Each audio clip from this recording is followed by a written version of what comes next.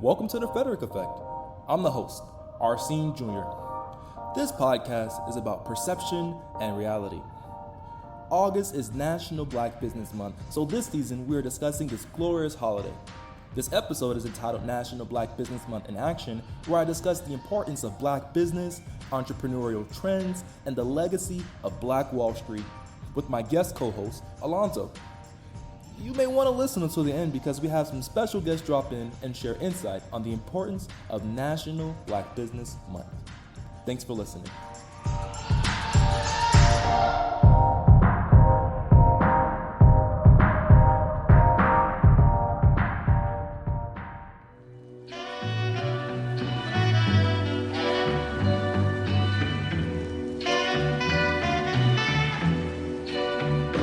This is Arsenio Jr., aka Frederiq, and welcome to the second episode of the Frederiq Effect podcast. I'm here with my guest co-host, Alonzo, to discuss National Black Business Month. Our emphasis is young Black entrepreneurs because so much is changing, but shout out to those OGs out there who've been holding it down since forever. So Alonzo is a Florida native and owner of BLK Solez sneaker resale. Yo, it's so good to be here and make this thing happen. Thanks for joining us, brother. Yo, what's good? Yeah, it's so great to be here. So thank you for having me. Like my brother said, my name is Alonzo Frederiq. I'm a South Florida native, Broward County specifically. I am an owner of BLK Solez Resale and Business. And also I am a junior student at Morehouse College, biology and chemistry, double major, public health minor. And I'm just happy to be here, happy to be engaged in this conversation, and let's get into it. You know the vibes. It's the HBCU crew going on over here. As Alonzo said, he attends Morehouse, and I will be a student at Howard University in the fall, PhD student. So let's get into it. What have we been up to since the last episode? In 2019, we brought you the Frederiq Effect podcast on all of these platforms, and we took a little pause. You know, life happened. And in that time, Charlemagne the God has launched the Black Effect Podcast Network, and I mentioned that because the part of Effect, it has the same name, and I just want to let folks know out there, our listeners know, we've been out here doing our thing for a little minute in 2019, as I mentioned, and of course the Black Effect came, but that doesn't mean that you can't listen to both of the platforms, all of the platforms. So we definitely want to shout out to the Breakfast Club, Charlemagne, the whole entire Black Effect Podcast Network. It is built for Black listeners. Go ahead and check that out. Again, when we say, well, have you been up to? There's COVID-19, and we're still in the midst of COVID-19. So much is happening. So definitely sending up positivity, prayers that we can come out on the right side of this thing. So y'all make sure you are getting the correct information. You want to make sure you are countering misinformation. Folks in our community are being targeted when it comes to this. So make sure you're making informed choices that work for you. I want to talk a little bit about my current business venture. So I recently started a business, Frederiq Styles, where our motto is feel alive while looking good. So we bring affordable, high fashion styles, particularly for suits, to anyone who's interested in wearing a suit for an occasion. So if you have a wedding, if you have a funeral, if you have an interview, if you have a political campaign, and the list continues, definitely go ahead and check us out. You can find us at Frederiq Styles, Instagram, FREDERIQ STYLES, and then of course, www.frederiqstyles.com. Along, we'll talk a little bit about your business venture with BLK Solez sneaker resale. Yeah, sure. So I'm just trying to keep people clean and fresh like you as well. So sneaker reselling business, where I try to get in and tap into exclusive sneakers. And people can kind of like buy them and purchase them. If you have special requests, you want a specific shoe, you're looking at a specific drop, you can tap in with me. I'll try to get the resources to secure that for you. And then, we can go and do business from there. But yeah, I want people to feel their best in the shoes that they have. I want people to look their best in the shoes that they have. And I want people to feel fresh and clean. So again, you can tap in with me at blk.zo and also other expanding platforms that will be out soon. Tap in indeed. And speaking of tap in, I think we're getting a call from Senio, Brandon, and Bree. Now, for the folks who've listened to us on our first episode, you know that we started this as a cohesive unit, and we definitely want to hear what Senio, Brandon, and Bree has been up to. So starting with Breanna, we're going to ask a couple of questions. But before we get into that, let's rewind for our users and audiences members out there who don't know, excuse me, audience members, what National Black Business Month is. So here's some background. August is National Black Business Month in America, a time where individuals and businesses recognize Black owned businesses across the country. So this month traces its history back to 2004 when Frederiq E. Jordan, an engineering entrepreneur, teamed up with John William Templeton, president and executive editor of scholarly publishing company E-Access Corp, to start the yearly event, according to Black Business Next Door. So now that we talked about some background, why do you think people don't know about this? Why do y'all think that people don't know about National Black Business?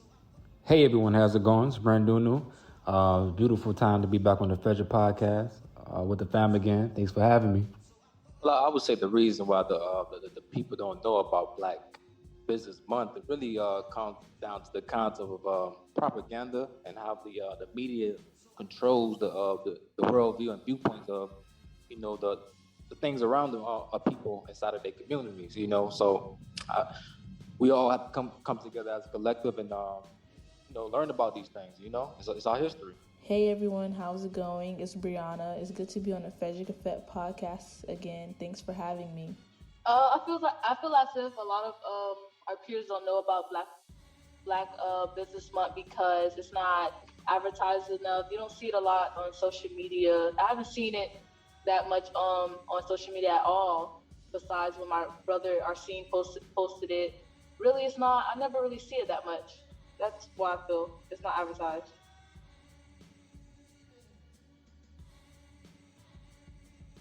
Yeah, so I'm gonna agree to what the first two speakers said. It's just mainly propaganda and also lack of education and awareness along within our community because we prioritize sports and entertainment, and we don't really lock in and focus on Black business and Black entrepreneurship. All I heard was facts, facts, facts. Okay, so bring us up to speed on what you've been up to since the last podcast. Let's talk about that. Yes, absolutely. The business been expanded.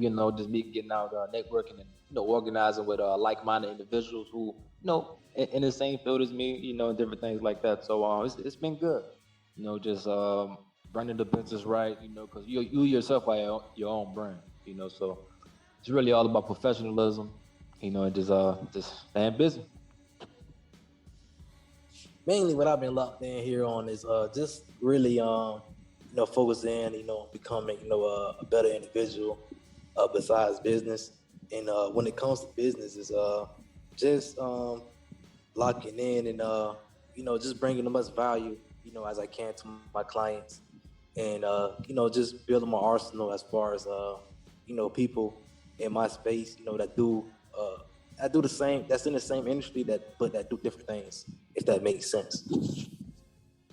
Thank you. Appreciate those amazing answers. All right. So going on to the next question that I have, what do you want to share with our audience today about National Black Business Month? Basically, what I like to share about Black Business Month is bringing out more awareness, about the different issues in our community, and as well as supporting the Black businesses as well as in your community. It's really just all about coming together and flourishing as a community, how a community is supposed to be run wholeheartedly. That's really what I would say. Pretty much for me, man. What I would have to say is, Black Business Month. This is a huge thing within our community, and I just hope a lot of people really just lock in, man, and just strive to be the best, the best that they could be, and just research and just attain as much knowledge as possible about who we are, and, how far we come, because it's a beautiful thing. Yes, indeed. Yes, indeed. Okay, so finally, where can we find you all at? How can we stay tapped in? How can we stay tuned in to what you have going on? Let us know some of those outlets. Yes, absolutely. You guys can find me at my Instagram at Neferbaka, Neferbaka at Neferbaka on Instagram. And also, you can find me on my website at www.neferbackerreality.com. Get at me. You can find me on Instagram at Bree_1K_ with 2 N's _1K_. Also, you can find me on Twitter at BreannaGustave _. And also, you can find me on Instagram, on both of my Instagrams, AR Trust Solutions. So that'll be ARTRUST Solutions, SOLUTIONS. And also, you can find me on my personal page, Arsenio Frederiq, ARSENIO FREDERIC. And that's both Instagram, via Instagram. As mentioned by Alonzo earlier, tapped in is the essential key to the moment right now. So thank you all for hopping in and letting the folks reconnect with y'all. We're definitely gonna pick it up at another season. Continue trailblazing, seed of the righteous, and holding it down. But with that being said, we're gonna go ahead and transition into our next segment. So we'll be right back. You're listening to The Frederiq Effect, and this season is about National Black Business Month. Hey, what's up, everybody? I'm Arsenio Jr., and I'm best known for the Frederiq brand. I hear you loud and clear. All over social media, there is commentary about how Black culture should be celebrated 24 hours of the day, 7 days of the week, and 365 days of the year. So get this. August is National Black Business Month, and I sat down with young Black entrepreneurs and business owners to discuss what this means to them, their business venture, and they offer advice to Black entrepreneurs looking to get started in business. How is that for celebrating Black culture? Be sure to listen to the rest of this episode and the entire first season. Subscribe to this podcast to stay updated with all things Frederiq Effect, and leave a review on the listening platform. Let's do it for the culture, y'all.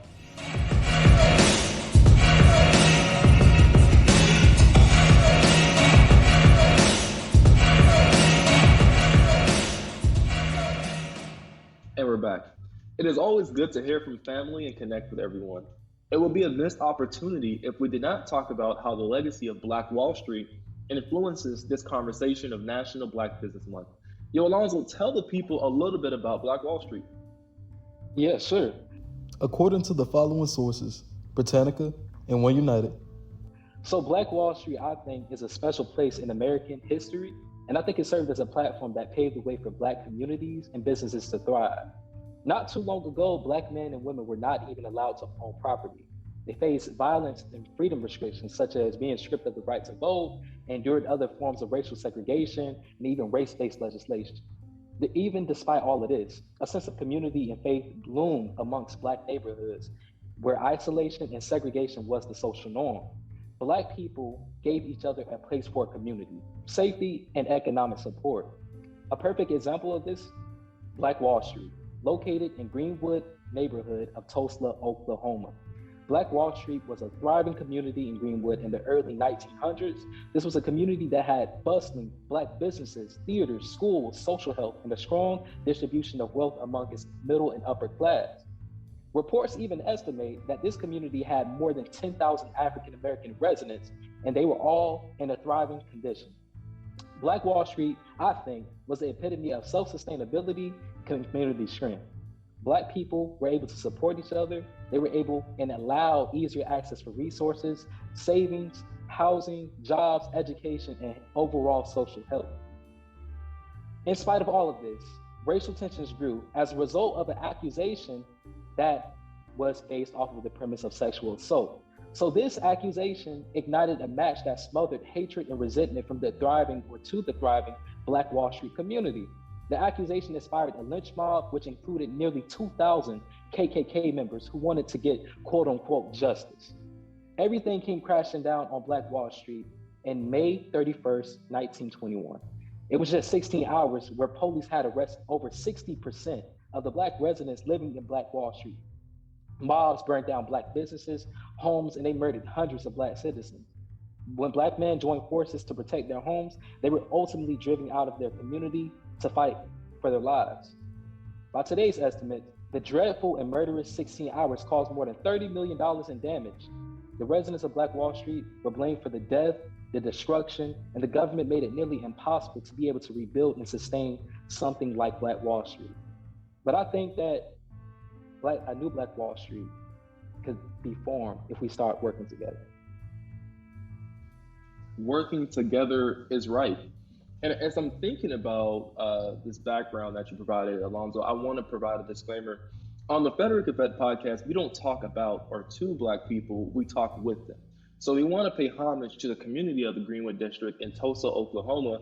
For years, many were afraid to tell their story due to fear of the same exact thing happening again. So moving forward, we're basing our conversation from the documentary, The Legacy of Black Wall Street, produced by the Oprah Winfrey Network, where the story is told directly from the mouth of community members affected and their descendants.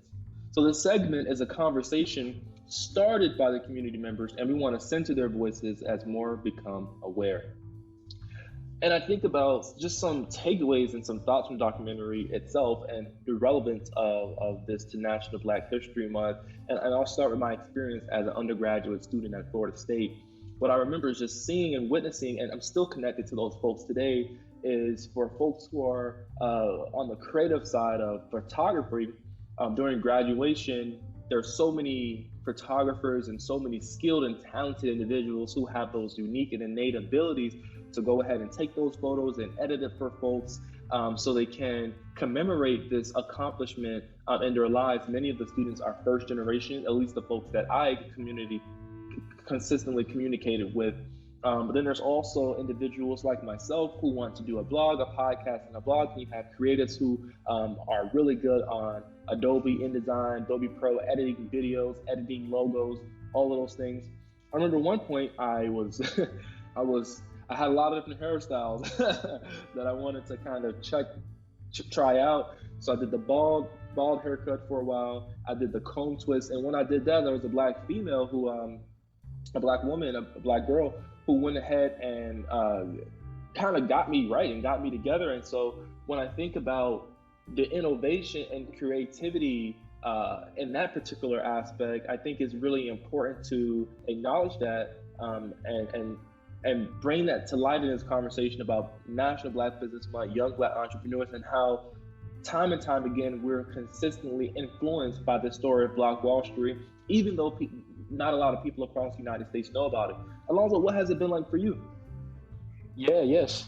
I echo a lot of what you said. So even me being a student at Morehouse College right now, I see a lot of the same kind of like behaviors playing out, where you have people that kind of just find each other and they work together with whatever skills that they bring to the table. So if you need somebody to do your hair, they got you. If you need somebody to like cook for you, they got you. And these people create like these businesses out of it, and they kind of like a sub-economy to support themselves and to be able to kind of sustain themselves as they matriculate through college. And I think it's just so unique and it's so interesting that even when we don't have all the resources, even when we don't have all the things going our way, we still find each other and kind of work together and bring all that we have to the table, or even bring all we have to somewhere and build a table sometimes. So I think that that notion and that sentiment is something that transformed even from Black Wall Street into modern day, and we can potentially cultivate that and blow it up in our young people today that might not have the support behind them, that might not see what their skills and their visions manifest into businesses, and really just drive them into that mindset that this can be something that you can capitalize off of, and you can be able to do it with the support of us, by us, and with us in mind. With the support, with us in mind, for us, by us. Listen, Solange said it best. This is for us, and it's by us. I can't give y'all the full vocals or the full lyrics itself. You'll have to go to Apple Music, Tidal, or Spotify for that. But thank you so much for sharing that insight on that National Black Business Month and Black Wall Street. We'll be right back.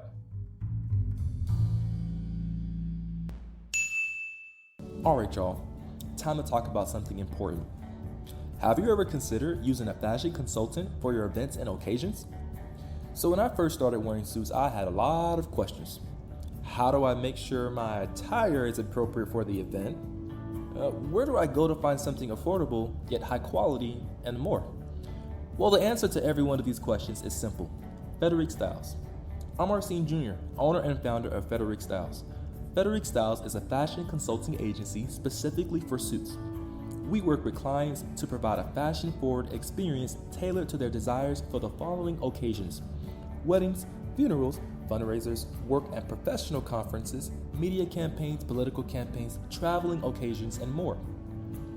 Frederiq Styles is easy to navigate for all ages, genders, and identities. So if you're looking for affordability and high quality, check us out on social media at Frederiq Styles. That's at FREDERIQSTYLES.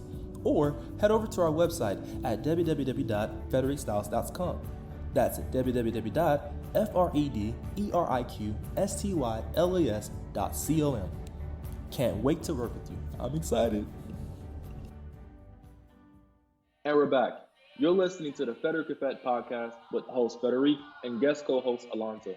So all of these episodes, there are many episodes outside of this one.